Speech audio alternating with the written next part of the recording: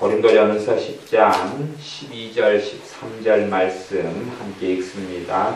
그런즉 선줄로 생각하는 자는 넘어질까 조심하라. 사람이 감당할 시험 밖에는 너희에게 당한 것이 없나니 오직 하나님은 믿고사 너희가 감당치 못할 시험 당함을 허락지 아니하시고 시험 당할 즈음에 또한 피할 길을 내사 너희로 능히 감당하게 하시느니라. 아멘. 오래간만에 봄비가 지금 내리고 있어서 좀 더 많이 내려서 땅이 더 농부들이 농사 짓는데 좀 더 좋아졌으면 합니다. 그런즉 10장 12절에 보면 선줄로 생각하는 자는 넘어질까 조심하라. 선줄로 생각한다. 그런 것은 사실은 신앙의 연수가 좀 많이 되는 사람, 또 나름대로 내가 성경을 안다, 하나님의 뜻대로 살았다, 나아가서는 주의 종들, 신학교를 나온 주의 종들이 그런 마음을 갖게 되기가 쉽습니다. 그래서 나는 좀 안다, 나는 하나님 앞에 그런 대로 서 있다, 나는 믿음이 좋다, 그런 사람들이 넘어질 수 있다는 사실입니다. 어떤 것 때문에 그러냐 하면 선줄로 생각하는 것 때문에 그렇습니다. 사람들이 선줄로 생각하는 때 의지하는 것은 자기 자신을 의지합니다. 나는 섰다 그렇게 생각할 때에 내가 어떻게 살아왔는가, 내가 어떻게 기도 생활했는가, 내가 어떻게 성경을 알고 있는가, 내가 어떻게 봉사했는가, 그런 것으로 내가 섰느냐 서지 않았느냐를 판가름하려고 그럽니다. 그러나 사실은 자신을 의지하면 의지할수록 하나님의 은혜는 줄어들어갑니다.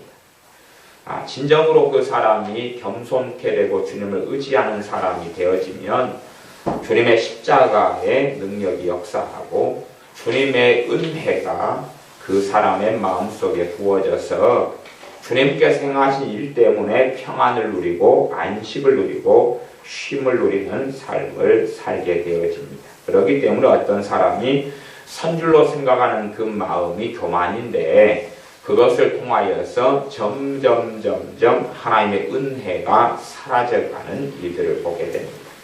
하나님의 은혜가 사라지면 특징은 뭐냐 하면 여러 가지 특징이 그 사람에게 나타나는데 성령 하나님의 열매가 아닌 것들이 나타나죠.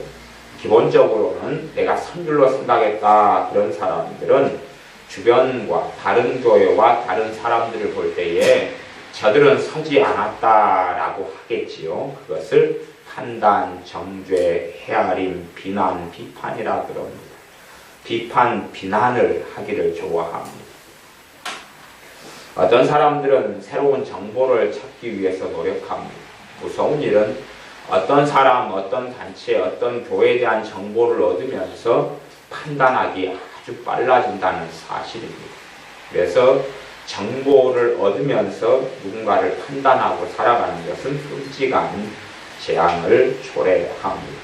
그래서 이 판단하고 헤아리기 좋아하는 사람들은 되도록이면 정보들을 얻지 않는 게 좋겠죠. 정보들을 얻으면 얻을수록 자신도 알지 못하는 것들을 더 쉽게 판단하고 정죄합니다. 그래서 저는 개인적으로 누가 판단과 정죄가 심하다 그런 사람들을 만나면 깊이 있는 이야기를 하기를 싫어하고 그런 사람들은 무엇인가를 꼬직꼬직 해불어서 정보를 얻고 파고들려 그럽니다. 그러면서 나는 옳다, 거룩하다 하고 싶어 하지만 그의 마음속에는 교만이 가득하고 그러므로 판단과 정죄하는 마음이 가득하게 됩니다. 또 반대로는 그 사람이 선줄로 생각한다기보다는 나는 서지 못했다 그렇게 생각하는 사람 가운데 서지 못했으면 주님을 더 의지해야 되는데 서지 못했기 때문에 내 허물, 내 열등감, 내 문제 있는 것, 내 가지지 못한 것, 내 서러운 것, 내 비통한 것, 내 하소연할 만한 것 그런 것만을 주목하고 살아갑니다. 그렇기 때문에 주님으로 인하여 사람들, 그리스도인들은 설 수밖에 없고 서게 되는데 주님으로 인하지 않고 자신의 비통함, 원통함, 서러움, 못 배움, 돈 없음, 가난함, 직장이 좋지 않음, 소망 없음, IQ 떨어짐, 뭐 그런 것으로 마음의 중심에 두면서 일어서지 못하게 됩니다. 양자가 다 어리석은 삶입니다. 그러나 더 끔찍한 것은 내가 섰다, 내가 이렇게 살았으면 나는 주님께 인정받을 것이다 하는 것이 주님으로 하여금 주님과 멀어지는 삶을 초래하기 때문에 우리가 믿음 생활을 더 해나가면 해나갈수록 주님을 더 깊이 있게 의지하는 것이 중요합니다. 주님의 제자들 11명, 가룟 유다를 제외한 11명은 주님께서 십자가의 길을 걸어가신다고 하실 때에 그들은 말하기를 주님이 죽는 데까지 우리는 함께 가겠습니다. 그렇게 장담했다는 이야기입니다. 베드로 사도도 주님이 죽을 때 내가 함께 죽겠다고 했다 그 말이죠. 그러나 결국은 그들은 다 주님을 배신하고 떠나고 버리고 도망가고 말았습니다. 심지어 베드로 사도 같은 경우는 주님께서 대제사장 집에서 재판을 받을 때에 그까지 갔다가 다 울기 전에 3번이나, 첫 번째는 부인하고 두 번째는 맹세하여 부인하고 세 번째는 저주하여 맹세하고 부인하는, 그렇게 해서 다 울기 전에 3번이나 주님을 부인하고 다 우는 소리를 듣고 통곡하고 정신을 차리고 울고 엎드리고 맙니다. 그렇게 아무리 사도들이라 할지라도 자신이 얼마나 주님을 사랑하는가에 의지해서 내가 섰노라 라고 한다면 어리석은 길을 걷게 됩니다. 사람들은 끊임없이 자기의 부족함, 때로는 나아가서 나의 잘남, 나의 가진 것, 나의 성취를 의지하고 살려고 하지만 내 부족함을 쳐다봐도, 내 어리석음을 쳐다봐도, 내 천대받는 걸 쳐다봐도 설 수도 없고, 내 가진 것, 내가 성공한 것, 내 손에 쥔 통장을 들다봐도 결코 설 수 없고 주님으로만 그 사람이 은혜 속에 살고 서서 살아갈 수 있습니다. 10장 13절의 말씀은 사람이 감당할 시험 밖에는 너희에게 당한 것이 없나니 오직 하나님은 미쁘사 너희가 감당치 못할 시험 당함을 허락지 아니하시고 시험 당할 즈음에 또한 피할 길을 내사 너희로 능히 감당하게 하시느니라. 하나님께서는 미쁘셔서 신실하셔서 우리에게 대해서 신실하시다 그 말입니다. 자신의 말씀에 대해서 신실하시다 그 말입니다. 그래서 너희가는 고린도 교회의 교인들만이 아니라 예수를 믿는 신자들, 그리스도인들이 감당치 못할 시험당함을 허락지 아니하신다. 그렇기 때문에 예수를 믿는 사람은 어찌되었든지 간에 하나님의 은혜 싸개 속에 들어가 있다는 것을 생각해야 됩니다. 감당치 못할 시험 당하는 것을 허락지 아니하신다고 말씀합니다. 감당치 못할 시험 당하는 것을 허락지 아니하신다. 그래서 시험 당할 즈음에 어떤 시험요? 감당치 못할 시험을 당할 즈음에 감당치 못할 시험을 당하게 되었을 때는 피할 길을 내셔서 능히 감당하게 하신다고 말씀합니다. 고린도전서 10장 13절 말씀은 꽤 어려운 말씀입니다. 꽤 어려운 말씀입니다. 꽤 어렵다는 것은 사람들이 제대로 해석하지도 못하고 또한 실제적으로도 잘 누리지 못하는 말씀이 고린도전서 10장 13절의 말씀이 된다는 사실입니다. 왜냐하면 하나님과 우리의 기준치가 다르기 때문에 그렇습니다. 하나님과 우리의 기준치가 다르기 때문에 그렇습니다. 시편에 보면 시편의 저자들이 얼마나 극심한 환난을 통과했는지 모릅니다. 사도 바울 같은 경우는 그렇게 이야기했습니다. 이제 내가 죽었구나. 이제 내가 죽었구나. 이제 죽었구나. 그럴 때에 하나님께서 그를 살려주셨다. 그렇게 성경은 기록되어 있습니다. 그렇기 때문에 사도 바울 수준에서는 어느 정도까지 가야 돼요? 내가 이제 정말로 죽었구나. 그 지점까지 가가지고 모든 걸 내려놨을 때에 그 다음에 피할 길을 주셨습니다. 시편에서는 어떤 이들은 그렇게 통곡하고 탄식하는 것을 봅니다. 어디에든지 대적들이 나를 비웃고 나를 조롱하고 그리고 내 원수가 서서 나를 비참하게 합니다. 그러면서 그 고통과 아픔을 토로하고 있는 것을 봅니다. 이게 사람들의 기준하고 하나님의 기준이 틀린 거죠. 말하자면 우리 아이들이 그렇게 살아가지 않습니까? 성적을 한 50점 맞아 와놓고 엄마 저는 노력했어요 그러는 거죠. 근데 기준치가 다른 거다 그 말. 기준치가 달라요.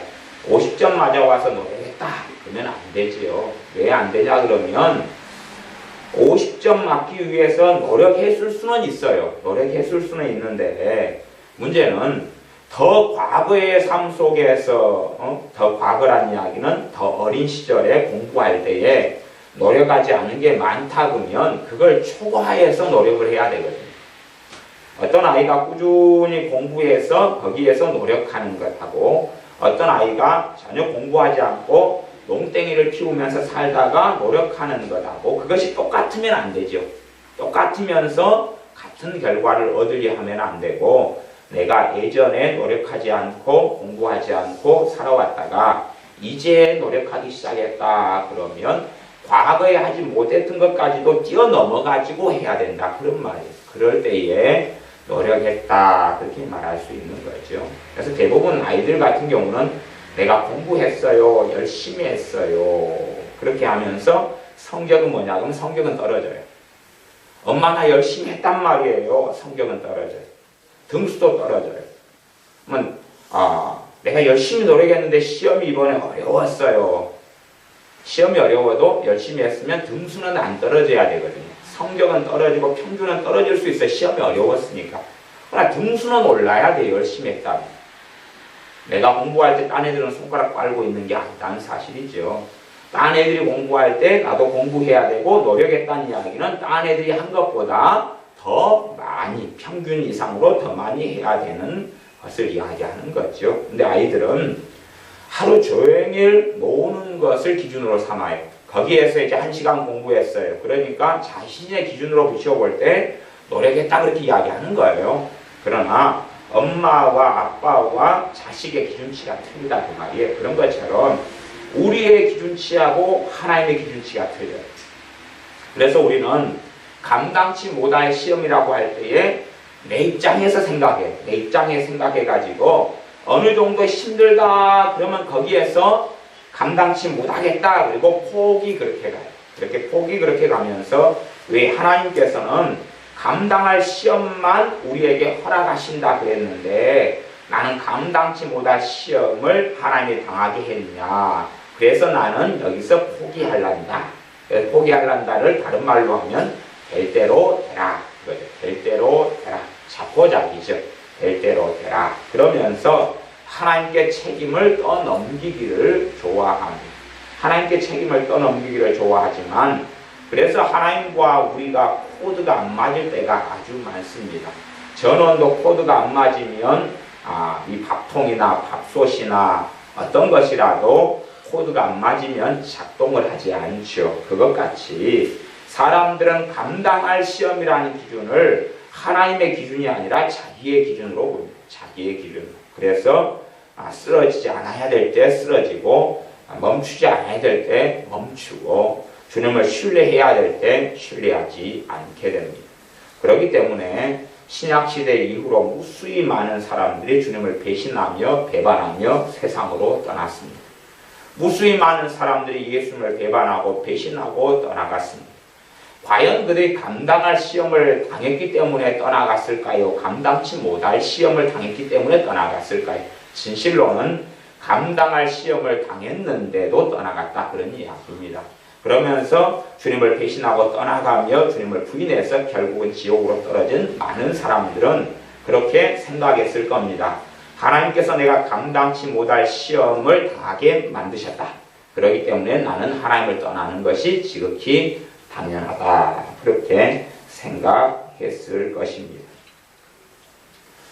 이제 시대가 많이 변화되었습니다. 시대가 많이 변화됐다는 이야기는 과거에 이제 1800년 초 이럴 때 다윈이라는 사람이 등장해서 다윈의 진화론을 썼지요. 다윈의 진화론을 썼어요. 그 이후로 다윈의 진화론이 150년 이상을 전 세계를 휩싸였습니다.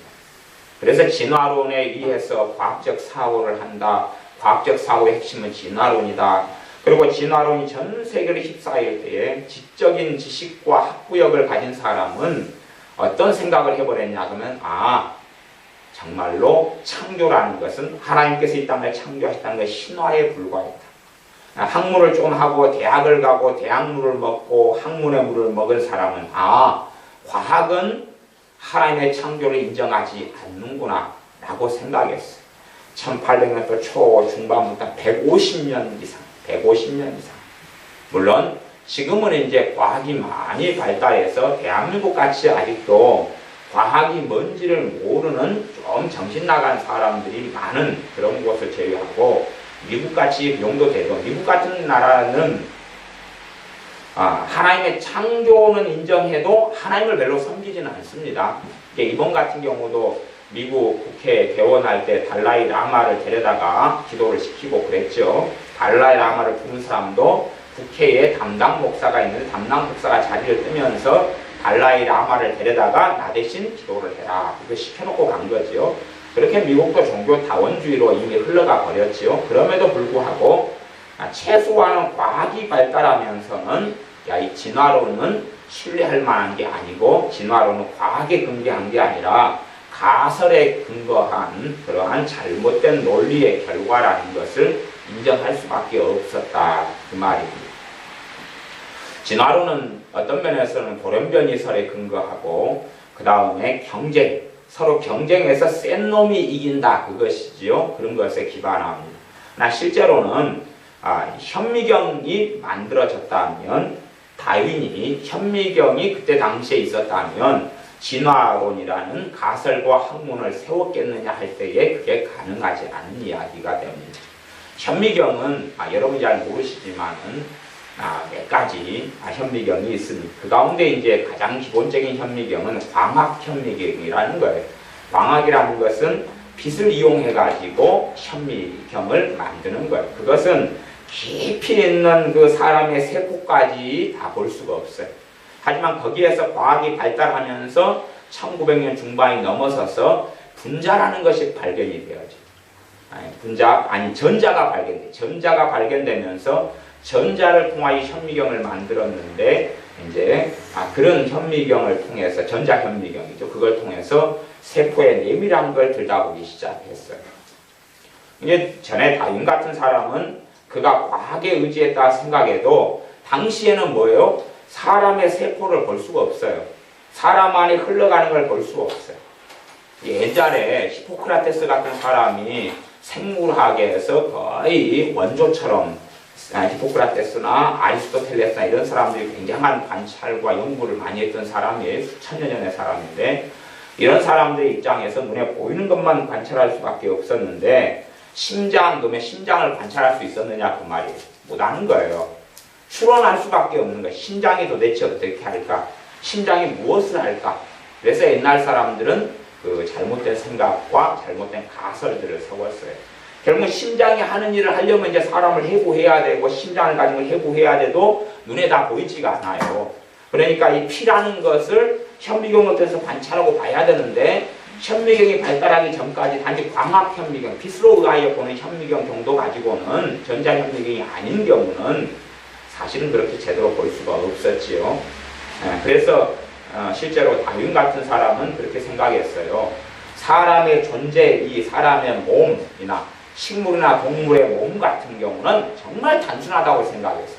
단순하다는 이야기는 탄수화물 정도나 그걸로 사람이 이루어졌다고 생각했어요. 이 안에 별로 기능이 없이 그냥 탄수화물은 뭔지 알죠? 밥, 쌀 같은 거 구성하는 그런 걸로 몸이 이루어졌다고 생각했어요. 그래서 그냥 어쩌다가 그 특별한 게 없으니까 사람이 만들어지기가 쉬운 거예요. 그 사람의 상식으로는 원숭이가 만들어지기도 쉽고 단순하니까. 그러다가 생화학이 발달하기 시작해요. 그래서 생물을 잘 공부하다 보면 현재의 생물을 공부하는 생화학하고 실제로 많은 사람들이 다윈의 진화론을 아직도 어리석게 믿고 있는데 이 두 개가 아직 영향을 미치지 못하고 있어요. 생화학이라는 것은 사람 몸에 있는 가장 중요한 핵심이 분자라는 것을 발견해요. 이 분자들이 사람 몸에 무수히 많은 메커니즘을 만들어내요. 말하자면 사람 몸 안에는 상상할 수 없는 정밀한 기계들이 들어가 있는 거예요. 그걸 분자기계라고 해요. 사람 몸 안에는 상상할 수 없는 하나라도 톱니바퀴가 틀어져 버리면 무너져 버리는 무수한 분자들이 들어가 있어요. 그래서 이 분자기계가 톱니바퀴처럼 해가지고 단지 가장 미세한, 말하자면 세포를 살리고 죽이고 세포의 유전을 공급하고 아니면 세포와 세포 사이에 통로를 만들어가지고 이 기계가 톱니바퀴처럼 분자기계가 작동해가지고 노폐물을 치우고 빼고 하는, 사람 속에 더 세밀히 또 식물 속에 더 세밀히 아니면 동물 속에 더 세밀히 들어가니까 이건 단지 그냥 상상에 불과한 진화로 가능한 문제가 아니라 하나라도 이 메커니즘이 어그러져 버리면 심각한 문제가 벌어져 버리고 결국은 창조주가 아니고서는 이 메커니즘을 설명할 수가 없다는 것이. 우연처럼 사람 몸에 단백질이다 그러면 단백질의 메커니즘이 수없이 많이 있는데 이것이 하나만 딱 어그러져 버리면 그래서 더 우등한 진화가 되는 게 아니라 병들어 사람이 죽어버리게 된다는 얘기예요. 돌연변이를 해가지고 성공하는 게 아니라 암이 되고 병들어 죽어버린다는 사실이고 질병이 되고 그 사람의 질환이 나타나서 치유하지 못하는 일이 생겨버린다는 이야기. 그래서 이 현미경의 발달을 통해서 사람의 내밀한 분자까지 들여다보기 시작해요. 그러면서 이제 이 메커니즘의 구조, 분자기계, 사람 몸이 얼마나 정밀하게 작용해서 피라는 것 하나를 어떻게 생성하고 가장 기본적인 건 눈꺼풀이 팔을 떨리거나 다쳤다 이랬다 하는 건 굉장히 기본적인 거예요. 그것보다 더 깊이 들어가는 복잡한 것. 그래서 일반적으로 한 중학교 생물 정도, 고등학교 생물 정도 하게 되면 그것을 통해서 파헤친 깊은 메커니즘을 조금씩 아이들에게 가르치죠. 물론 그것을 배우면서도 아이들은 이게 얼마나 깊이 있는 생화학에 이것을 위하여 어떤 사람이 평생을 보내면서 알게 되었는데 문제는 그것을 잠깐 배우면서 이것이 어디에 쓰이는 물건인고 그리고 아무 생각을 안 해요. 물론 그 이유는 그걸 가르치는 사람도 어디에 쓰이는 물건인고 왜 이것이 중요한고 가르치는 사람도 몰라요. 대한민국의 과학자도 그것을 가르치고 이야기하면서 이게 도대체 왜 중요한 거라고 몰라요. 하지만 그게 깊이 있게 중요한 이유는 단백질의 펩타이드 결합이라든지 거기에서 어떻게 이 중요한 분자기계가 작용하는 것, 그런 것이 왜 중요하냐? 그것이 결국은 진화를 무너뜨리는 거기 때문에 그래요. 하나님의 살아계심과 하나님의 창조를 이야기하는 것이기 때문에 그렇거든요. 어쨌든 간에 이제 한 150년 이상을 1800년 초중반부터 150년 이상을 진화론이 강성했어요. 그러니까 많은 학문을 추구하는 사람들은 어떻게 생각했어요? 진화가 진리다라고 생각했겠죠. 다윈의 진화론이 진리다라고 생각했어요. 그러면서 하나님의 말씀에 태초에 하나님의 천지를 창조하시니라. 그걸 버려버렸어요. 생각하기를 그들은 그렇게 생각했을 수도 있죠. 감당치 못할 시험이다. 하나님의 말씀이 과학에 의해서 무너졌도다. 그렇게 생각했을 수 있다. 그 말이에요. 그러나 이제 현미경이 발달하면서 그래서 다윈이 현미경만, 전자현미경 정도만 가지고 있었어도 실제로 그가 얼토당토하는 진화론이라는 이상한 가설을 세우지 않았을 것이고 그에 따라 어리석은 사람들이 무너지지도 않았을 것이에요. 그러나 많은 사람들이 그것이 과학이라고 생각하고 그 거짓말, 가설을 믿고 받아들이면서 감당치 못할 시험이라고 생각했는지 몰라도 예수님을 정말 많은 사람이 버렸어요. 말하자면 고등학교 때까지는 예수님을 믿는다 그것이. 그러다가 대학을 가가지고 거기에 근거한 학문과 과학을 배우면서 예수님을 떠나버린다는 것이에요. 진짜 과학이 진짜 살아있는 학문이 아니면서 얍삽한 지식을 이상한 걸 배워가지고 나는 정말로 학자니까 나는 과학자니까 나는 과학을 아니까 이제는 신앙이라는 예수를 믿는다는 것의 허구 속에 들어가지 않겠다라고 생각했던 사람들이 역사적으로 아주 많습니다. 또 제가 그런 예를 종종 들어왔습니다. 과거에 이 고고학적 자료에 의하면 성경에서는 대제국 가운데 아수르 혹은 아시리아 제국이 굉장히 중요한 제국으로 나와 있어요. 그리고 그 제국이 결국 이스라엘을 무너뜨렸습니다. 그런 이야기가 많이 나오는데 아시리아라는 제국이 이 역사 속에서 흔적도 없었어요. 사실은 수천 년 동안 흔적이 없었어요. 흔적이 없다는 이야기는 고고학적 발굴이 거의 되지 않았다고 말이에요. 1800 몇십 년까지 고고학적 발굴이 되질 않았어요. 그러니까 비석도 없었고 책도 없었고 문헌에도 없었어요. 결국은 그래서 사람들이 공부를 많이 당시에 이제 고고학을 공부하던 사람들 입장에서는 분명히 아수르라는 제국을 성경에서는 깊이 있게 이야기하는데 그들의 입장에서는 고고학을 아무리 발굴하고 뒤져도 아수르라는 나라가 있어요? 없어요? 없었던 거예요. 없었어요.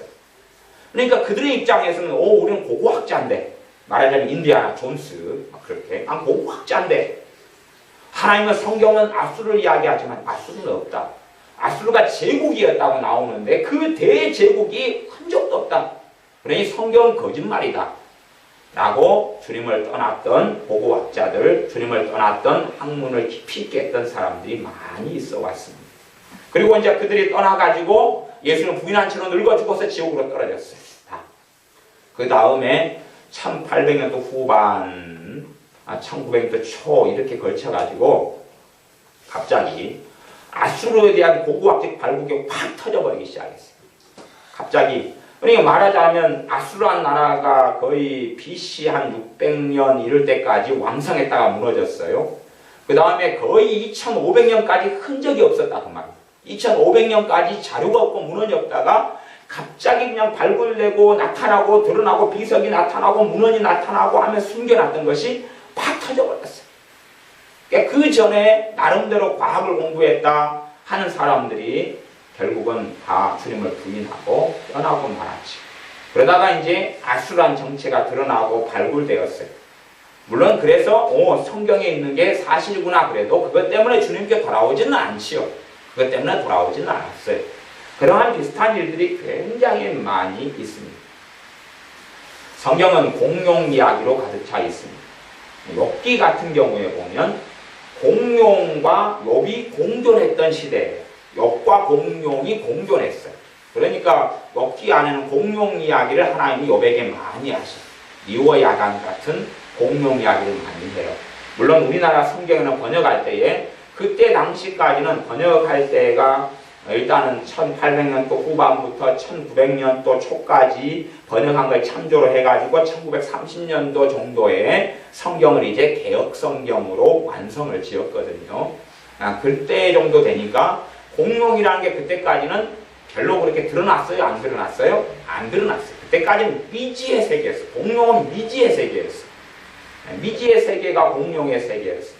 그래서 성경 번역한 사람들이 성경에 있는 공룡을 뭘로 번역했냐 하면 악어나 하마로 번역했어요. 악어나 하마. 그래서 보면 악어나 하마가 막 불을 품는다고 나와요. 그 다음에 하마 같은 건 아무도 잡을 수 없다고 나와요. 말하자면 철창으로 찔러도 철창이 부러져 버리지.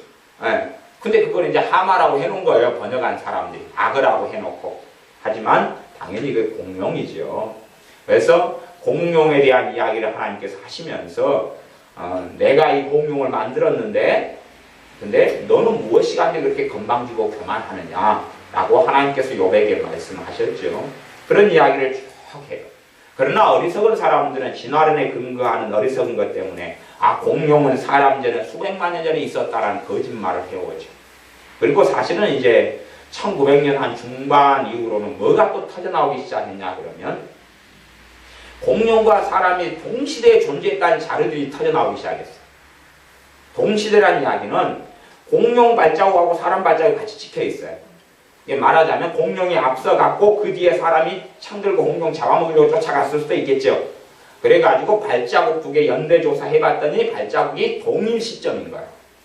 그런 자료들이 무수히 솟아나오기 시작했죠.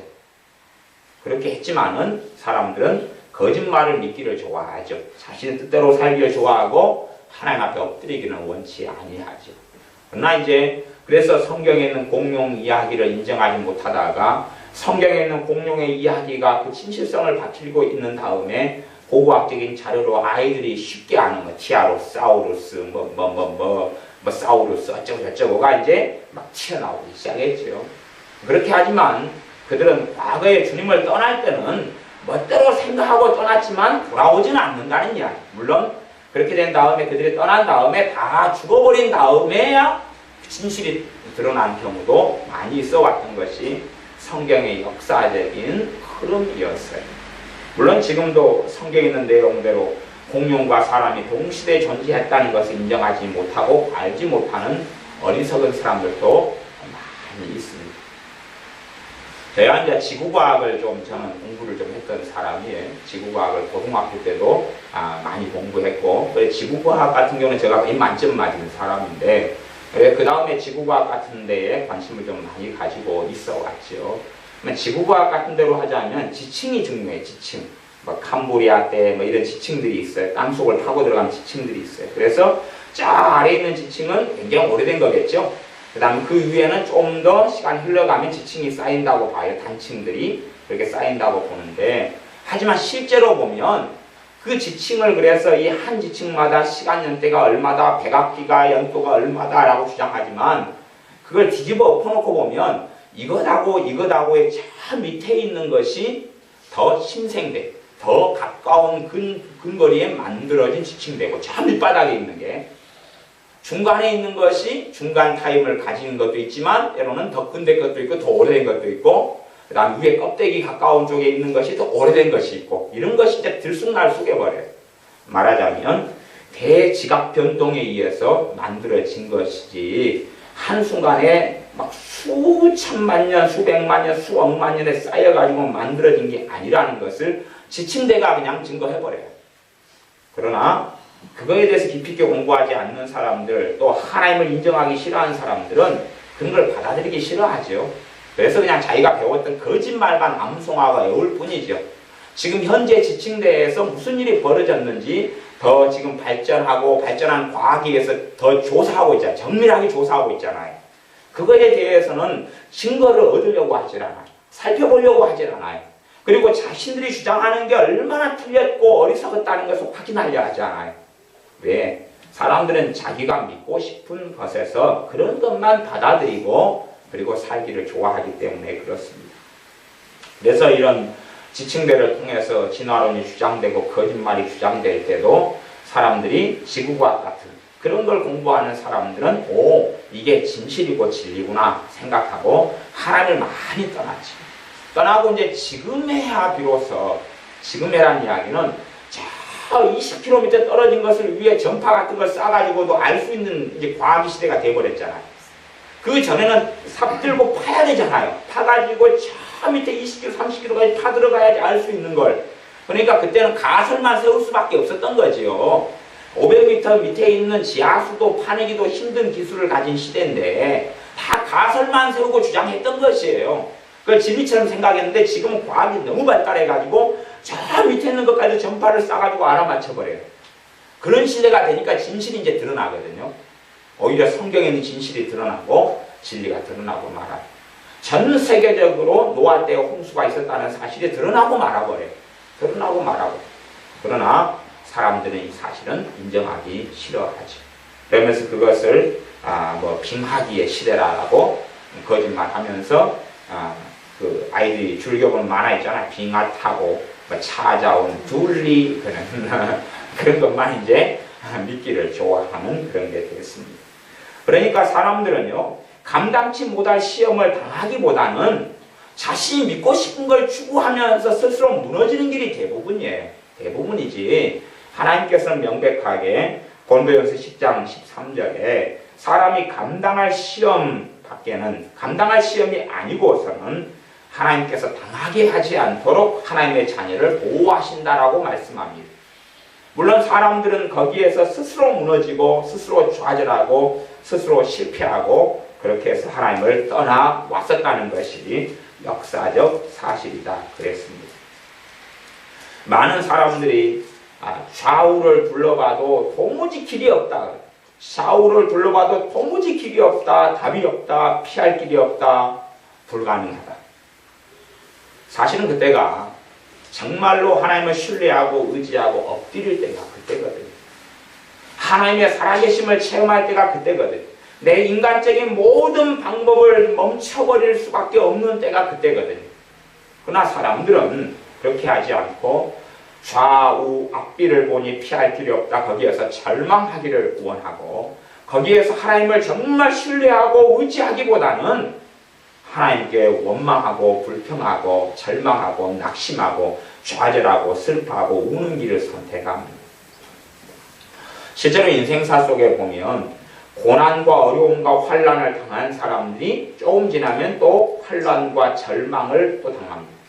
환난과 절망을 또 당한 사람들이 조금 지나면 또 환난과 절망의 일이 또 찾아오면 이렇게 계속 악순환처럼 살아가는 패턴을 가진 사람들이 의외로 많습니다. 불신자를 이야기하기보다는 신자, 믿는 사람들을 가정에서 이야기를 하는 것입니다. 안 믿는 사람들이야 제껴놓고 믿는 사람들이 절망의 일과 고난이 우리 연단하기 위한 고난 말고 내가 안 좋은 일, 말하자면 교통사고가 고난이죠. 하지만 그 교통사고는 연단을 향한 고난으로 쓰임받을 수는 있으나 그러나 하나님은 교통사고가 하나님의 자녀에게 나기를 원하시는 건 결코 아니라는 사실입니다. 교통사고가 올해 났어요, 내년에 났어요, 내후년에 났어요. 그건 연단이 아니죠. 있어야 될 거예요, 없어야 될 거예요? 없어야 될 거란 말이에요.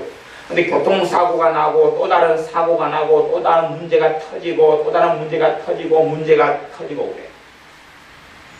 그런 것을 반복하는 패턴을 가진 사람들도 있습니다. 말하자면 갇힌 곳에 있다가 좀 빛이 뜰려 그러면 광명이 빛이 뜰려 그러면 더 갇힌 곳으로 들어가요.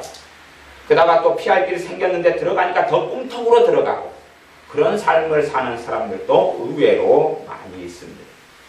왜냐하면 실제로 고난과 환난과 어려움을 당한 다음에 그때에 앞의 길을 광명의 길로 준비하느냐 아니면 또 다른 고난을 맞이하느냐 그렇게 했을 때에 사람들은 고난과 절망을 당하여서 거기에서 하나님 보시기에 올바로 행하지를 않기 때문에 그렇습니다. 어떤 고난과 아무리 큰 환난이라도 시간만 좀 지나가면 어느 정도 약화되거나 사라져가는 것이 인생사입니다. 영구히 걸어가는 건 아니죠. 말하자면 이 자식들 키우면서 못 살겠다 그랬는데 뭐 자식도 때론 좀 크면 품 안을 떠나버리죠. 눈앞에 안 보이니까 아이고 뭐 어떻게 살든지 못 살든지 이제 눈앞에 안 보니까 아이고 살겠다. 그리고 아이가 공부할 때는 아이고 이놈이 지지리도 공부 안 하네. 그리고 맨날 잔소리 하다가 때 되니까 공부할 때가 지나버리죠. 지나버려가지고 다시는 공부해라는 잔소리를 안 하죠. 아니 내 자식이 40살이 돼가지고 왔는데 공부하냐? 뭐 그런 일은 없을 거 아니에요. 내가 자식 공부 못하는 자식한테 공부 좀 해라 공부 좀 해라 공부 좀 해라 잔소리 하지만 때 지나면 이제 그럴 필요가 없다 그런 말이죠. 때 지나면 그럴 필요가 없어지죠. 그것 때문에 속상하고 마음 상하고 공부하는 자식 때문에 인생이 걱정되고 막 그래도 이제는 공부할 때가 지나면 그런 것은 찾아오지 않고 없어져 버리니까 그렇습니다. 어찌되었든 우리가 큰 고난의 때를 만난 다음에 그 환난, 그 어려움, 서러움, 눈물을 만난 다음에 그것을 내가 감사함으로 믿음으로 잘 통과하면 그 다음에 고난과 환난을 좀 정리해 갈 수가 있어요. 그러나 그걸 만났을 때 내 안에 절망을 쌓고 비통함을 쌓고 원망을 쌓고 미움을 쌓고 서러움을 쌓는 사람들은 그 다음에 고난과 환난을 예비하는 사람이 됩니다. 예비하는 사람이 돼요. 그리고 그것이 여러 차례 반복되면 악순환의 고리 속에 들어가 버립니다. 빙빙빙빙빙빙 돌아버리고 악순환 고리. 어느 정도 몇 번을 반복하면 그 다음에 삶의 패턴이 되고 맙니다. 그래서 겪지 않아야 될 아픔과 눈물과 서러움을 자신이 그 속에 굴레 속에 들어가 버려요. 다람쥐가 다람쥐 쳇바퀴 속에 들어가면 다람쥐가 열심히 뛰어도 그러다 아무 일도 못합니다. 다람쥐가 그걸 막 돌렸더니 방앗간이 가동되고 그러는 건 아닙니다. 계속 쳇바퀴에 지가 돌고 있는 것처럼 허무하고 헛된 일 속에 들어가고 말게 됩니다. 그렇기 때문에 우리는 본도에서 10장 13절 같은 말씀을 꼭 붙잡고 믿어야 됩니다. 대신에 내 기준에서는 아닙니다. 내 기준에서는 아니에요. 아이를 따뜻하게만 키우다 보면 아이의 기준은 뭐냐 그러면 따뜻한 것이 정상이다 그 말이에요. 그래가지고 이제 추운 날, 약간 쌀쌀한 날 밖에만 나가면 뭐라 우리 엄마 추워요. 엄마 추워요. 그러죠. 그러니까 그렇게 되면 이제 뭐가 됐어요? 과보가 돼버렸지. 그러니까 아이 입장에서는 따뜻하게 집에 뜨끈뜨끈하게 편하게 잘 키우다가 추운 데 가니까 자신의 입장으로서는 기준치가 그러니까 감당치 못할 시험이 다 큰 거예요. 엄마 추워요. 엄마 추워요. 그리고 그때 짜증을 내고 두려워하고 떨고 실망하고 낙심하고 춥다고 원망하고 아니면 엄마 아빠를 미워하고 그렇게 되는 아이들도 있습니다. 그렇게 따지면은 뭐 춥게 좀 키우면 집은 냉골이에요. 밖에 나갔더니 햇빛이 비치고 따뜻해요. 밖에 나가니까 엄마 따뜻하고 좋아요. 감사해요. 밖에 데리고 나와 주셔서. 그럴 수 있는 것 아니에요. 기준치가 다르다는 이야기죠. 하나님께서 허락하시는 것, 사람들이 생각하는 내 기준치하고 다르다는 것을 생각해야 됩니다. 그런데 내는 내 기준치대로 살면서 난 감당할 수가 없어요. 감당할 수가 없어요. 똑같은 체격, 똑같은 힘을 가진 그러한 청년, 20살 된 청년이 둘이가 있다고 가정해보고 똑같은 힘으로 물건을 80kg까지 들 수 있어요. 80kg까지. 우리 힘 좋은 너네처럼 80kg까지 물건을 들 수가 있어요. 그런데 두 80kg가 들 수 있는 청년이 자신들의 의지력이나 자신들의 어떤 것으로 인하여 그걸 들다가 어떤 아이는 40kg까지 들고 난 더 못 들어요. 그럴 수 있고 어떤 아이는 60kg까지 들고 난 못 들어요. 그럴 수 있다는 말이에요. 자신이 감당할 맥시멈은 80kg인데 대부분 그 전에 포기해버린다는 이야기죠. 그 전에 포기해버려요. 내가 들어야 될 맥시멈이 들 수 있는 맥시멈이 80kg다 그러면 하나님은 80kg 넘는 것을 허락지 아니하시고 막아주신다는 이야기. 그렇기 때문에 그때가 되면 뭐가 나타나요? 80kg가 넘어서려고 하면 피할 길이 나타나요. 우리는 60kg까지 들다가 못 들어요. 그리고 60kg에서 뭘 찾냐면 피할 길을 찾아요. 이 하나님의 말씀에 의하면 잘 보셔야 됩니다. 피할 길이다 그랬는지 문제 해결이다 그랬는지 잘 보셔야 돼요. 사람들은 문제 해결을 찾아요. 80kg까지 견뎌야 되는데 30kg까지 40kg까지 좀 있다가 그 다음에 문제 해결을 찾아요. 그러나 하나님의 기준은 80kg까지 감당할 수 있어요. 80kg까지 가가지고 피할 길이지 문제 해결이 아닙니다. 그래서 제가 일확천금이 아주 무서운 사상이라는 것이, 일확천금이 아주 끔찍하고 무서운 사상이라는 것이, 인생살이 속에 문제 해결은 과정들을 거치면서 걸어가는 길입니다. 과정을 거치면서 걸어가는 길입니다. 많은 분들이 제게 자신의 남편의 변화를 묻습니다. 많은 분들이 제게 제 남편이 어떻게 하면 변화될까요? 그래요. 믿는 분들이 여자 집사님들이, 여자 권사님들, 여자분들이 많으시니까, 여자 성도님들이나 남편이 어떻게 하면 변화될까요? 라고 묻습니다. 그래서 내가 안 낳았습니다. 내가 데리고 살지 않습니다. 그러니 저한테 남편의 변화는 묻지 말아주세요. 골치 아픕니다. 제가 뭐 몇 년 살아봐야 알지. 근데 내가 대개 남편하고 같이 동거하고 살 이유가 없잖아요. 사람들은 누군가의 변화를 버튼 하나 누르면 된다고 생각하는, 어떤 분이 제게 그러셨어요. 기도 생활 좀 하시다가 은혜 생활을 하시다가 하나님의 큰 은사가 왔어요. 불이 오고 은사가 왔어요. 이번에도 댓글에 누가 써놓으셨더라고요. 기도하고 찬양할 때 되면 막 불이 임한다고, 손이 불이 임하고 막 그런다고. 그래서 목사님 이걸 예수님의 이름 대적기도에서 쫓아내버려야 됩니까? 뭐라고 그냥 웃었습니다. 참. 이걸 성령의 불이 임하고 역사가 임한 걸 대적기도가 쫓아내버릴까요? 그래서 참 근데 어떤 분이 이제 막 불이 임하고 막 은사가 임하고 은혜가 임했어. 그래서 제게 물으셨어요. 지난주에 물으셨어요. 집회 갔더니, 목사님, 제가 이렇게 했는데요. 불이 임하셨네요. 성령의 강한 은사가 임하셨네요. 그러니까, 근데 왜 저는 안 변할까요? 근데 왜 저는 안 변할까요? 물으셔요. 아이고, 그냥 자기 성질에 만족하고 사세요. 불이 임하고 은사가 임한다 해서 변하는 거 아닙니다. 그게 버튼이 되고 그걸 날 뒤집어 엎는 게 아니에요. 그렇게 따지면은 큰 대형 프라이팬 위에 우리를 갖다 언제나 한번 볶아버리면 우리가 변화될까요? 변화되는 게 아니고 엉덩이만 타질 거 아니에요. 그러지. 그래서 사람들은 버튼을 원해요. 그래서 아까 내 남편이 어떻게 변화될까요? 하는 것도 원 버튼 딱 누르면 그냥 빵 하고 변화되는 거예요. 차라리 그거보다는 강냉이를 갖다 강냉이 하는 것 속에 넣어가지고 뻥튀기 하는 것이 변화가 더 빠를 수 있을 겁니다. 그래서 남편이 허락한다면 검은 기계 속에 남편을 집어넣고 1시간 반을 돌려버리는 것이죠. 그럼 뻥 터지면서 꽝 강팍에 뜬 것이 그냥 보글부슬하니 먹기 좋게 변화돼 나올지는 모르겠습니다. 이게 사람들은 변화를 물을 때 원 버튼을 원해. 한번 눌러서 펑 하는 거. 그러나 하나님의 말씀은 시험당할 즈음에 감당치 못할 시험당할 즈음에 13절 하반절에 허락지 아니하시고 시험당할 즈음에 또한 피할 길을 내사 너희로 능히 감당하게 하시느니라. 문제를 없애겠다는 게 아니고 감당하게 하겠다는 거예요. 우리는 무거운 짐을 지고 가다가 이 짐을 빨리 없애주세요.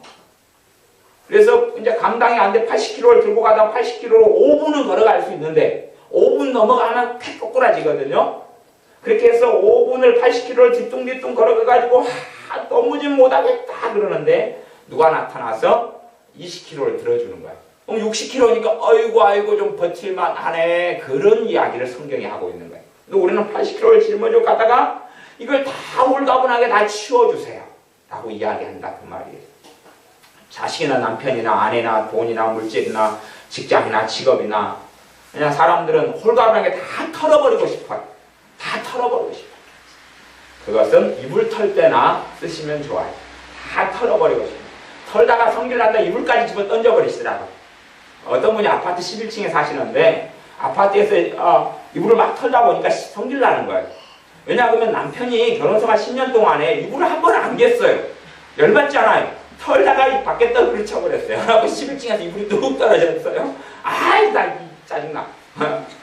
그래가지고 집어 던져버렸어요. 그러나 다시 주로 내려가셨다 합니다.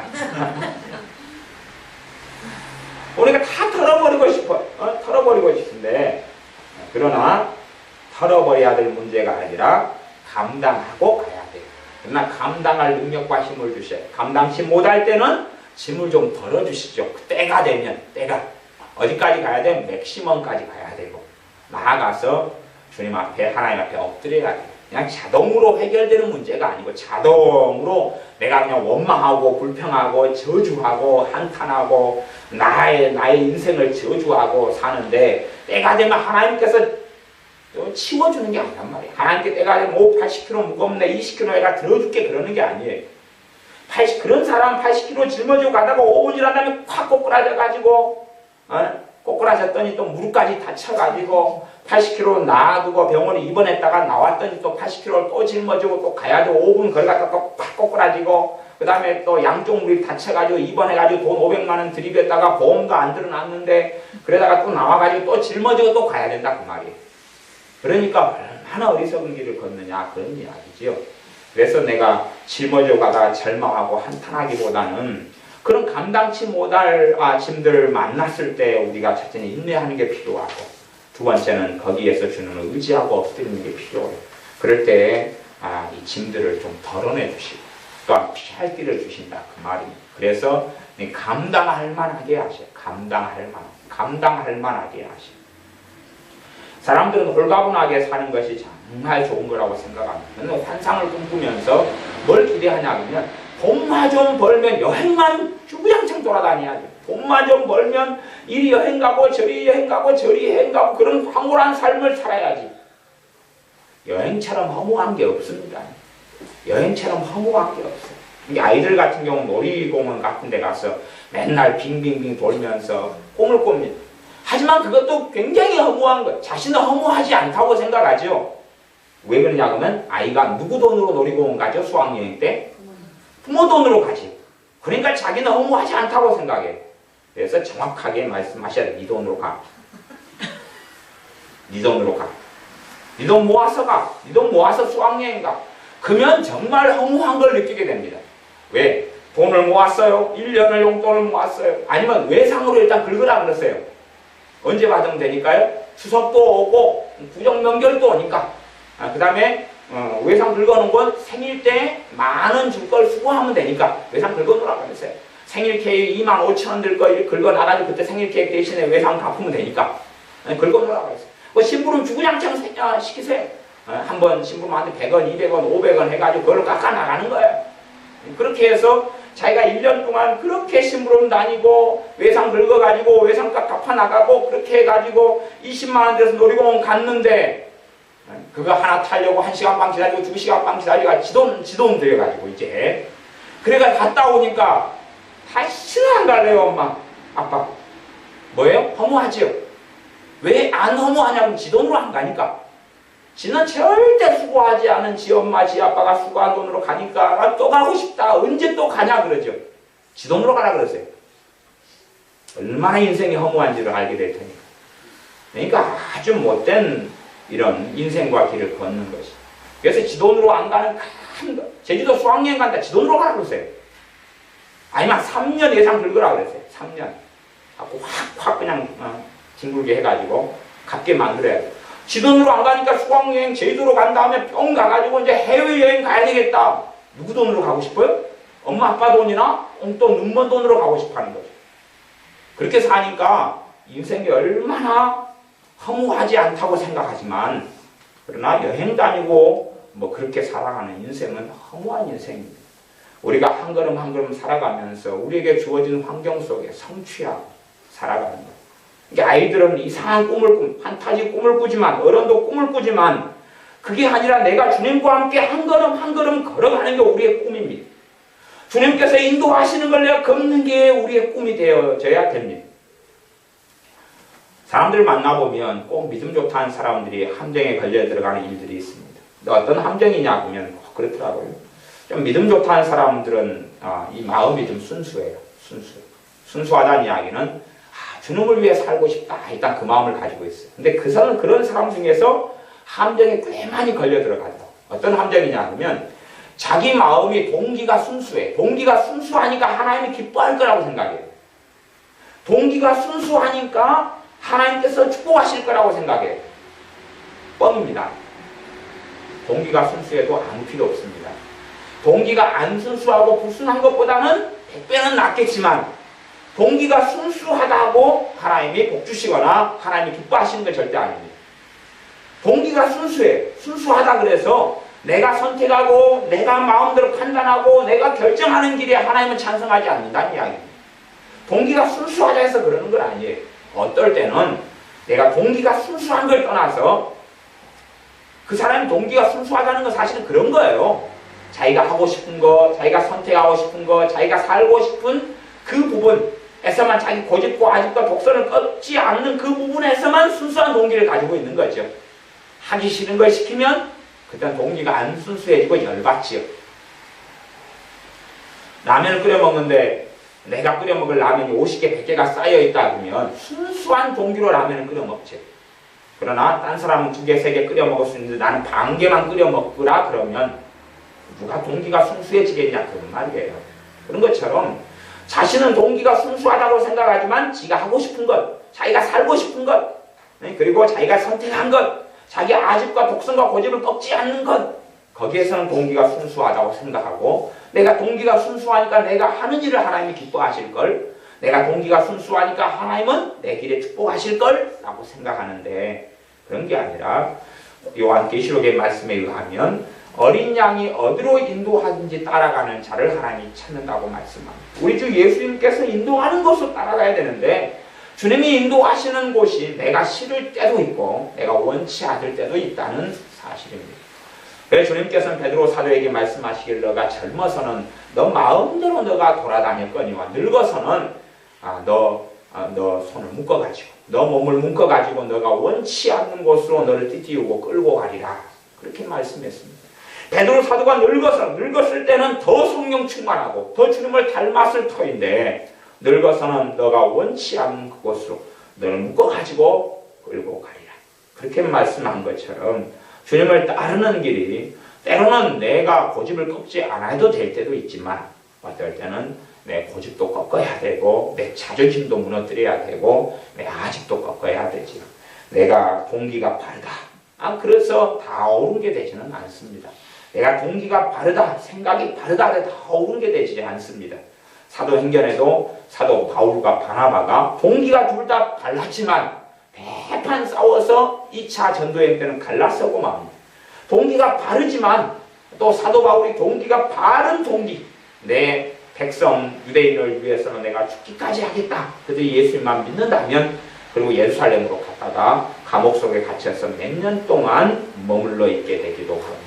사람은 내가 동기와 마음만 바르면 된다고 생각하지만 동기와 마음만 바른다고 생각하는 것은 오히려 어떤 면에서는 스스로 자기를 속이고 있는 속임수에 빠져 들어가는 것이 많습니다. 오히려 내 고집과 아집을 꺾고 때로는 내가 하기 싫은 일도 해야 된다고 결단할 때에 그때에 피할 길을 주시는 주님을 발견하게 됩니다. 내가 내 고집과 아집과 독선을 꺾고 때로는 내가 갈 바를 알지 못하고 나아가는 길을 걷고 앞뒤 좌우가 다 막혔을 때에 내 고집을 내세우면서 이것만, 왜냐하면 그 길만으로 주장할 때 앞뒤 좌우가 다 막혔거든요. 하나님 여기에서 앞뒤 좌우가 다 막혔는데 어떻게 해달라고? 아니요. 거기에서 고집과 아집을 꺾고 다른 자리에 가면 앞뒤 좌가 막혔고 우는 열렸을 수 있다 그 말이에요. 피할 길은. 내 고집과 아집과 독선을 꺾으면 피할 길이 나타날 때가 많은데 사람들은 자기가 주장하는 그 길 속에서 하나님께서 어떻게 해달라고 주장하면서 절망하고 탄식하면서 안 되는 거리요. 그렇게 머물러 있을 때가 많습니다. 그러나 우리가 우리 자신이 원하는 길을 걸어갈 때 피할 길을 주시는 게 아닙니다. 때로는 내 고집도 꺾어야 되고 아집도 꺾어야 되고 독선도 꺾어야 되고 때로는 갈 바를 알지 못하고 머물러 있어야 될 때도 있다는 사실입니다. 그때 하나님께서는 피할 길을 주셔서 능히 감당하게 하시는 분이 우리가 섬기는 하나님 아버지가 되십니다. 기도하겠습니다.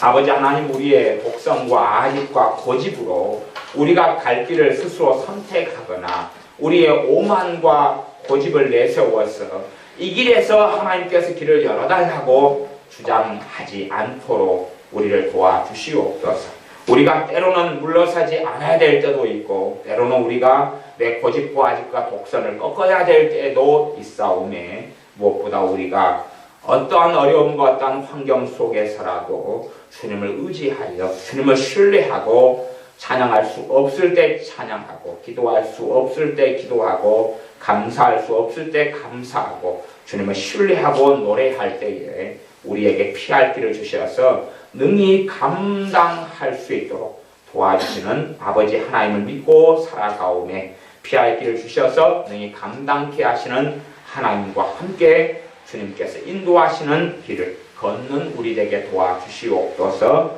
예수님의 이름으로 기도하옵나이다. 아멘.